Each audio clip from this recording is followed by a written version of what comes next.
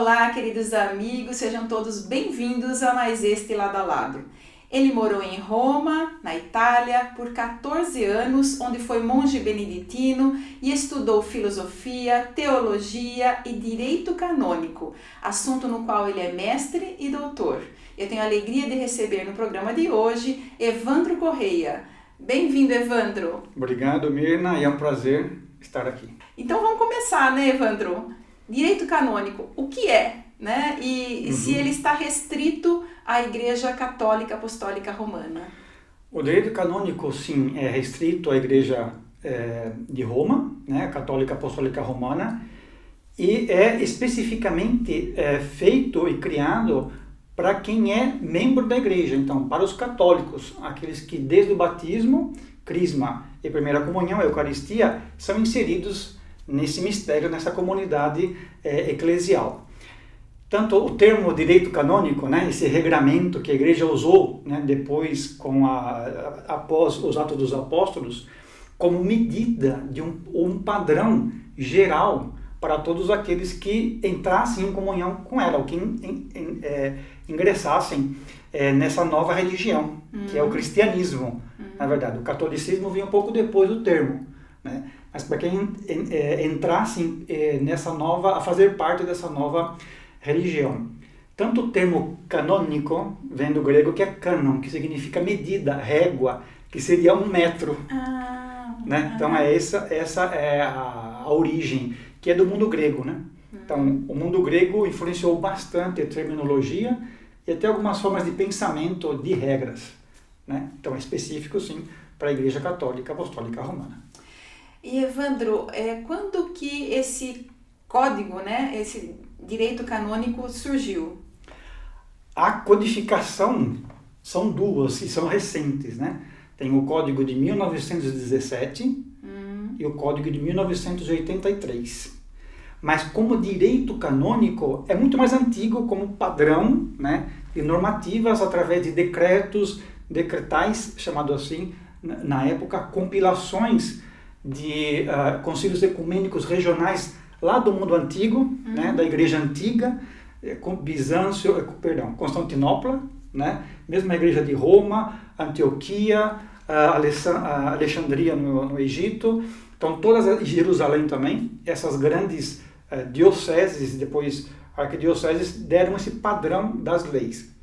Roma centralizou posteriormente isso. Bom, isso é o padrão que todos os cristãos seguiriam. Mas como codificação, é um reflexo de Napoleão, do Código Napoleônico. Então, essa necessidade de simplificar a consulta às regras através de um código. Para o Código de 17, temos reflexo do Concílio Vaticano I, tá? Com o Pio IX, no caso do concílio, e quem promulgou foi o Papa Bento XV. O de 1983 tem o reflexo do Concílio Vaticano II, com João XXIII, tá? E a promulgação de João Paulo II. Tá? Então, é importante o Papa que promulga, que assina, por causa da promulgação. A Igreja não tem uma pergunta para o povo, né? Vem de cima para baixo. Esse é o sistema até hoje. Então, o 83, João Paulo II, e 17, Bento XV. Então, a codificação é a simplificação do mínimo a ser feito por todos os católicos. E recentemente o Papa Francisco fez uma alteração num cânone que parece que dá um pouco mais de participação às mulheres, né? Oficialmente, porque na prática já acontecia de termos mulheres acólitas e leitoras, é isso? De direito, agora sim, pelo uso do termo leigo, laity, né? Então, amplia a questão do gênero, né, usando o termo, tanto homens quanto mulheres. Antes era varões, o termo latino varones, né, porque é uma terminologia ainda do direito romano. De fato, as mulheres sempre tiveram esse acesso à ajuda na liturgia, né? A questão do leitorado e acolitado que você mencionou agora, do cânone 230, é de uma parte do acesso dos leigos a questão de alguns sacramentos. Então, oficialmente, quem é leitor, quem recebeu o leitorado, tem uma certa obrigação de também fazer as leituras, inclusive a oração dos fiéis. Quem recebeu o acolitado teria uma certa obrigação de ajudar a missa, inclusive a possibilidade de distribuir a comunhão, como essa é a coisa principal. Distinguindo do ministro extraordinário da Eucaristia, que foi uma figura instituída simplesmente para ajudar na distribuição da comunhão pelo número de fiéis na missa. É uma outra instituição. Porém, o mais importante é o leitorado e o acolitado. Que agora, oficialmente, as mulheres... De direito podem fazer parte, né? Essa questão do termo, né? De um termo que se torna abrangente, leigo, né? Então, mas o leigo é simplesmente porque não tem uma função diferente daquela do sacerdócio pelo sacramento da ordem. O leigo tem um vínculo com o catolicismo, isso não só de teologia, mas isso é passado depois para o direito, como o vínculo é o batismo. Então, todos nós, pelo batismo, nos vinculamos à igreja, né? E o acolitado e o leitorado potencializa essa participação maior nesse mistério. Então, da teologia para uma coisa jurídica de certeza, né? Humana, no caso do direito. Evandro, o direito canônico é muito específico, né? Mas vamos trazer ele um pouquinho aqui para as questões mais práticas e que as pessoas têm algumas dúvidas aí, né? Então, por exemplo, anulação de casamento, né?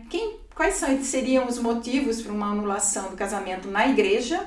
E qual é o trâmite? Onde que a pessoa dá a entrada nesse pedido? Anulação para a igreja não existe. O que ela vai fazer é declarar que o casamento foi nulo.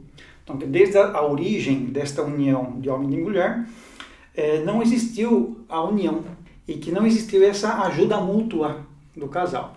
As possibilidades são muitas. Centralizou-se ultimamente, desde logo depois da promulgação, e enquanto ainda estudava direito canônico, centralizou-se muito no cânone 1095, parágrafo 3º, se eu não esteja enganado, com relação à incompatibilidade de personalidade. Então, muitos na petição e no motivo do pedido, né, a incompatibilidade entre o casal. Mas é um pouco complicado porque se espera, e a igreja também pedia isso, mesmo dentro do sacramento do matrimônio, esse conhecimento anterior, né, para que depois, acontecido o vínculo do matrimônio, né, perdurasse. Isso era um problema. Depois tem outras coisas também, a não consumação do matrimônio, a parte sexual, né, eu quis dizer, e as questões também de casamento forçado, da não livre vontade da pessoa. Para o direito da igreja, a vontade em tudo que ela faz dentro da igreja é fundamental e é motivo de declaração de nulidade, não só para matrimônio, mas para muita coisa. A liberdade de querer, a vontade é fundamental, que é o consentimento. Então, isso é muito importante para todos os sacramentos, principalmente. E no caso de uma pessoa que quer pedir anulação, ela pede aonde? Na paróquia, na diocese? Onde ela entra com esse pedido de anulação? Todas as dioceses são preparadas, de uma disponibilidade de o chamado tribunal eclesiástico em diversos níveis. Câmara eclesiástica ou mesmo tribunal eclesiástico em várias instâncias. As dioceses costumam ter as suas representações nas paróquias, né? Dividem a diocese, tem o juiz eclesiástico que recebe o pedido e depois encaminha ao juiz eclesiástico, né, do tribunal relativo da própria diocese. E tu, por exemplo, tem, não sei se mudou de paróquia, era no São Judas ainda, o padre responsável por receber as petições e depois encaminha para o juiz eclesiástico. e assim por diante. Segue como se fosse uma jurisdição civil. Então, a diocese é ligada a um tribunal eclesiástico superior, diocesano ou da circunscrição. Da circunscrição diocesana ou da interdiocesana de uma arquidiocese, que faz apelo a um outro tribunal interdiocesano um pouco mais longe dentro do próprio Estado. Depois disso, a próxima instância pode ser Roma. E Roma tem duas. A rota romana, em que você pode fazer várias, dependendo de como foi dada a sentença do juiz eclesiástico. Eu lembro que o professor de direito processual dizia ulteriori, e outras, outros apelos no caso da instância. E depois, por último, somente não o mérito, mas somente a questão processual também existe na igreja, é a assinatura apostólica, mas já é complicado, né? Já é a terminologia. Agora, uma curiosidade, nesse caso aí, tem os advogados que defendem as partes também. No caso das partes, dos advogados, também tem que ter um conhecimento do direito canônico, porque não somente pelas regras da igreja, o direito canônico fundado também pela teologia, né, é a parte sobrenatural, que é o direito divino, e o direito eclesiástico, o direito positivado, tem uma distinção para ser feita depois, eles também têm que ter o conhecimento, no caso do advogado canônico, ou chamavam antigamente advogado rotal, né, mas era um termo muito antigo, que são os especialistas nesse caso, pelo conhecimento da teologia, e para entender, no caso, quando fala de consumação do matrimônio, de incompatibilidade, liberdade de escolha, ou entender o sacramento do batismo, é fundamental na hora da petição e da colocação do motivo da causa. Vamos falar de excomunhão agora. Outro assunto aí. O que é considerado hoje motivo para a excomunhão de uma pessoa da Igreja Católica, para a expulsão de uma pessoa, e se são os mesmos motivos aplicados aos leigos e aos sacerdotes? Os leigos e sacerdotes, sim, os motivos são os mesmos. Apostasia, você negar a fé completamente, você ir contra, de fato, as leis não, mas a doutrina em que se coloca Roma, né? E você ir contra o papado mesmo. Então esse é o motivo. Mas o relevante de tudo isso é a apostasia.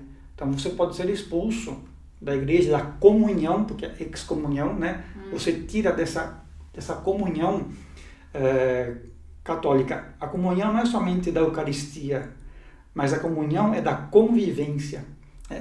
Antigamente era muito pior, porque obrigava, inclusive civilmente, entre aspas, né, que a pessoa se isolasse da própria sociedade em que ela compartilhasse. A excomunhão causava a falta de sociabilidade ao ser humano, à pessoa. A pessoa excomungada. A excomunhão é uma coisa muito pouco usada hoje, né? Então, a excomunhão existe, principalmente pelos casos atuais dos clérigos, clérigo não, mas de todos aqueles que têm problemas com pedofilia, não é? Então pode ser sim motivo de expulsão da igreja, não só da questão da comunhão, da sociabilidade, mas fora, sem o auxílio dela. E a remuneração dos padres? A remuneração dos padres está prevista no Código Canônico? Sim, a remuneração está prevista pela instituição do fundo, né? É um outro termo que é muito específico, de remuneração do clero, em que cada diocese ela prevê, ela se organiza para esse fundo de remuneração. Aí cada diocese vê o padrão dos salários mínimos conforme o país onde ela está, do local onde ela está. Essa sustentação do clero, que se chama assim, Instituto para a Sustentação do Clero, centralizado na diocese, e ele tem lá um tanto de salários por mês que o clero recebe, fixo, estabelecido ali, né? Não tem mais nem menos, é aquilo ali, né? E depois o clero recebe por missa celebrada também, no dia, né? Mas é muito regulado isso, muito regrado isso. Então é centralizado na diocese. E Evandro, os processos de beatificação e santificação, eles estão estão inseridos no Código Canônico?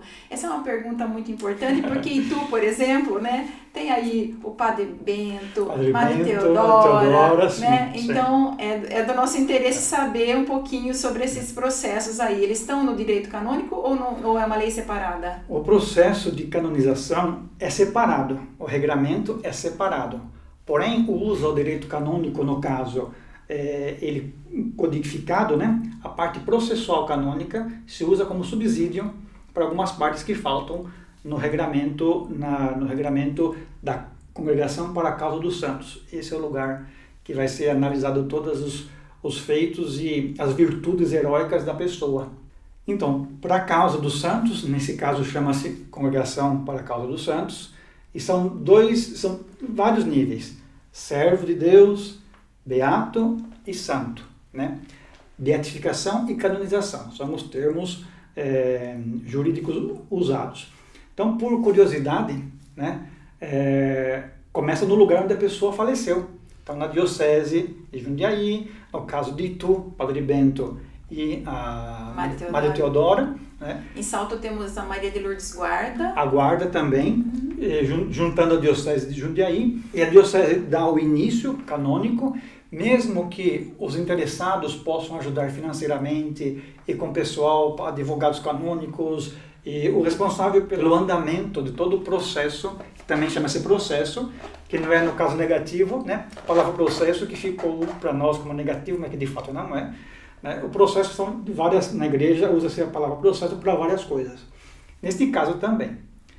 Então, se analisarão as virtudes da pessoa enquanto ela viveu no lugar, e depois vai seguir todo o sistema e o regramento que a Causa dos Santos nos dá, que é tudo em Roma. Uma lei separada do Código É uma lei Canônico. separada. Sim, é uma lei separada ao Código de Direito Canônico.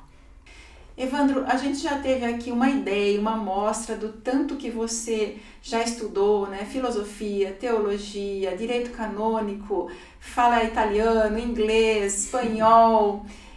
Voltando para o Brasil, já há 10 anos você fez uma faculdade de Relações Internacionais, agora está cursando Direito na Faculdade de Direito de Itu. Essa paixão pelo estudo, ela vem de família ou é um traço pessoal seu? Vem de família, no caso, né? Meu caso e todos os meus irmãos. Né? É aquela questão de família que os pais sempre querem que os filhos tenham uma melhor possibilidade que eles. Então, todos os meus irmãos fizeram uma graduação. E uma vez que você começa a estudar, você acaba pegando gosto pela coisa. Então, você, né, o cheiro de livro velho, né? Nossa, então, é bom, hein? Ficar ali esmoçando tudo. E eu tive professores muito ótimos, porque eu lembro de analisar o índice de livro. Então, quanta coisa de direito também, mas no geral. Vocês já estudaram o índice do livro? Cai a ficha, né? Cai a ficha, é muito interessante. Então você acaba pegando gosto. Qual é a próxima área de estudo que você vai se aventurar depois que terminar Direito? Já está escolhido ou não? Tenho as minhas preferências, né? Então, não sei se... De vez em quando eu falo assim, eu tenho uma pendência para a história, né? Mais do direito. Mas tem uma coisa muito específica mesmo, que é próprio do Brasil, muitos países tiveram, que é o direito eclesiástico mesmo. Aquela relação, né? O direito da igreja, o direito canônico, com o direito civil que vai dar o eclesiástico, né? Que é diferente em várias situações, em vários países. Então, o governo controlando as atividades da igreja e, ao mesmo tempo, ela quer e não quer, gosta e não gosta. Né? Então, tem esse amor e ódio, né, que até Pedro II durou, depois com a República acabou-se. Porém, muitas coisas que nós vivemos hoje, esse efeito da religião no Brasil, é decorrência disso, né? Dessa união. Era uma igreja de Estado, por mais que tivesse uma certa independência de Roma, que é esse transnacionalismo que a religião católica tem, né, e que se acomoda, existe sim uma acomodação conforme o lugar que ela está. Ela não vai deixar de lado aquilo que ela tem como doutrina, porém vai se adaptar ao lugar onde ela está, por necessidade e por interesse também. Né? Evandro, e eu sei que você também estudou música, né? Eu sei que você estudou música com a dona Ana Escobar, Sim. Estudou canto gregoriano. Eu queria que você falasse um pouco sobre essa veia artística.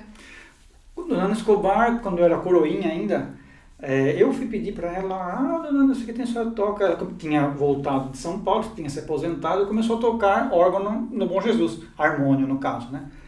Então comecei com aulas de piano, aí depois passei por harmônio e depois passei por órgão de tubos, que na Candelária eu toquei por muitos anos. Então, com ela que abriu esse horizonte, como ela dizia, né? E ajudou bastante no caso pessoal, artístico, e entender a música, não só a música erudita, mas mesmo a música popular ou a música dependente do que for, sertanejo até. Então a gente consegue entender a qualidade vocal, a qualidade da harmonização, da composição daquilo que te vem apresentado. Mas eu pendi mais para o lado erudito. Né? Fala do canto gregoriano, que é uma coisa também assim, estudei difícil da gente encontrar uma pessoa. Um tempinho em São Paulo, enquanto fazia órgão também, com uma discípula do monge Eugênio Cardim. E depois em Roma acabei desenvolvendo no cantar todo dia. O cotidiano faz com que você engrandeça, né, a sua própria vida e tenha esse gosto pelo gregoriano, esse canto da igreja antiga que pega o texto sacro original e faz com que penetre no seu interior, né, na sua alma e te eleve. Né? Muitas vezes a gente não entende, mesmo quem está cantando tem aquela sílaba que está no melisma, com aquelas várias notas, né, de uma mesma sílaba, você tem que lembrar da sílaba, mas o contexto do texto é que nos vai levar ao gregoriano, a nos elevar ao sublime. Então, o gregoriano tem esta função de nos levar até Deus mais intimamente. E o canto gregoriano, você exerceu ele só no mosteiro? Só no mosteiro porque era a atividade principal.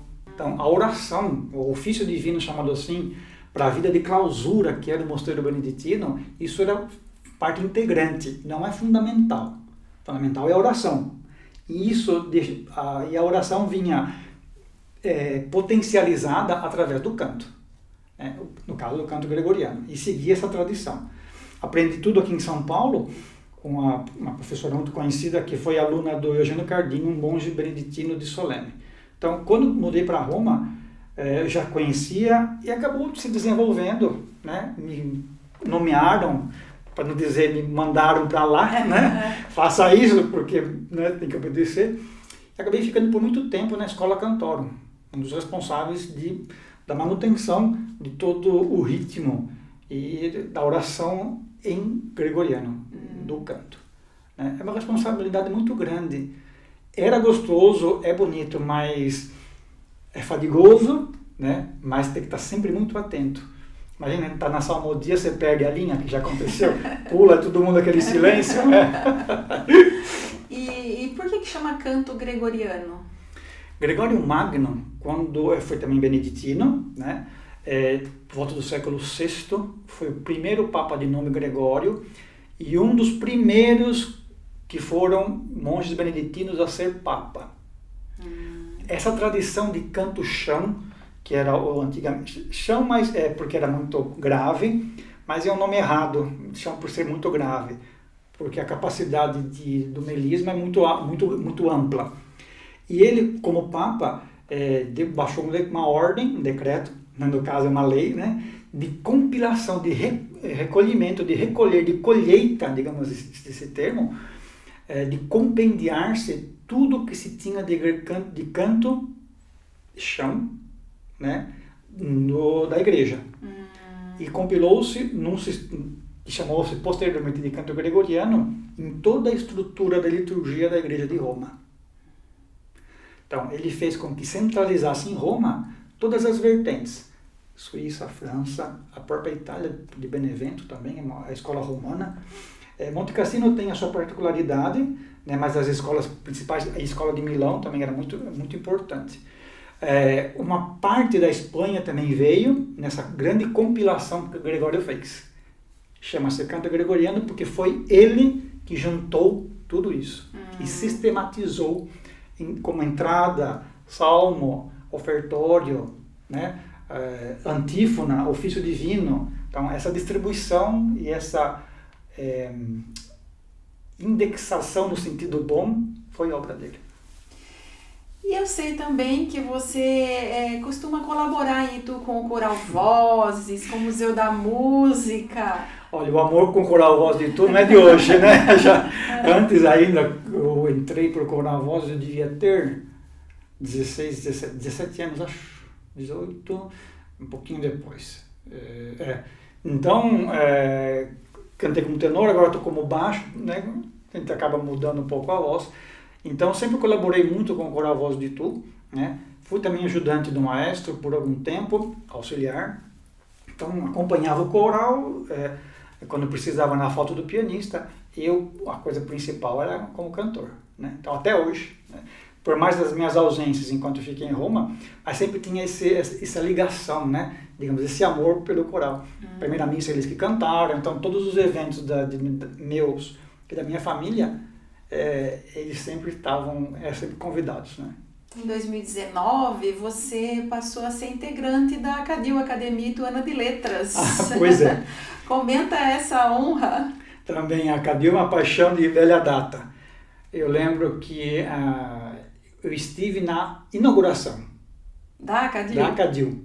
Depois, estudando, São Paulo, fui, né, para Roma, eu fiquei sócio correspondente, né? Porque na época eu não tinha o título ainda para ingressar na ACADIL. Então eu estava no segundo grau quando a ACADIL foi fundada. Então eu estive lá, todos os fundadores eu conhecia, e os que hoje estão ainda lá das primeiras cadeiras, né, dos ocupantes das primeiras cadeiras que eu conheci, ainda estão.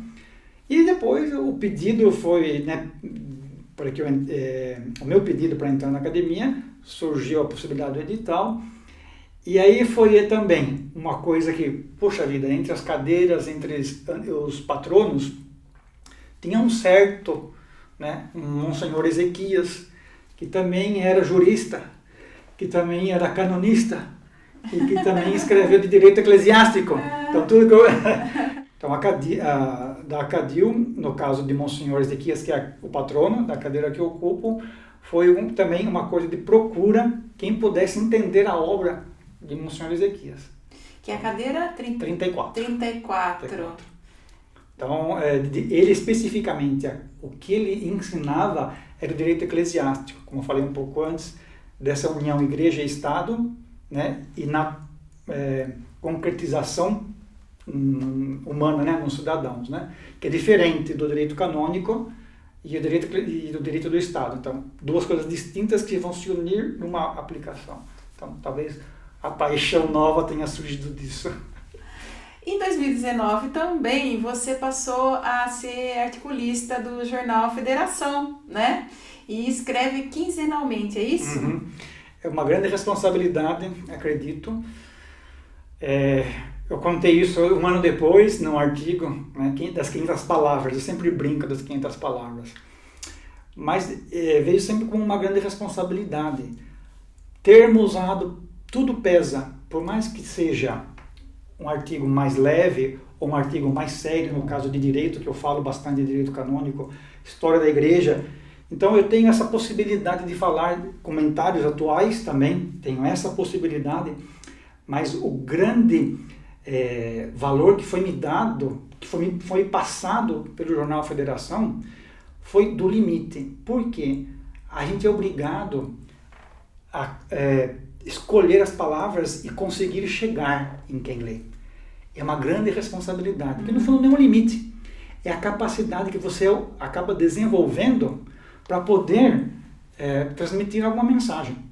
Isso é muito importante, porque falar sem parar, por exemplo, que eu posso falar, falar sem parar de direito canônico ou de história da igreja, de canto gregoriano, sem respirar. Porém, nos dá a capacidade de ponderar, isso é o termo que eu estava procurando, de ponderar a terminologia usada. sem agredir, ou mesmo quando eu tinha que dizer algumas coisas que são importantes, dizer sem medo. Né? E você acaba burilando, digamos assim, essa coisa que muitas vezes não tem, né? Vai escreve, sem fim, né? Sem limites, né? Evandro, eu queria agradecer a sua presença aqui no Lado a Lado, viu? Principalmente por essas informações de direito canônico, que é uma seara tão específica, né? E que você nos deu aqui uma aula, né, sobre direito canônico. E também por esse incentivo que você passa às pessoas para o estudo, né? Principalmente os jovens que hoje precisam estudar, né? Precisam ver que estudar vale a pena. Sim. E que esse é um caminho muito bom para as pessoas. Muito obrigado pelo convite, Mirna. De novo, foi um prazer. Prazer foi meu. E obrigado a você que nos acompanha pela ITV, canal 24 e 524 da NET ou pelo YouTube. A sua companhia é muito importante para mim e eu te espero na sexta que vem. Beijo no seu coração.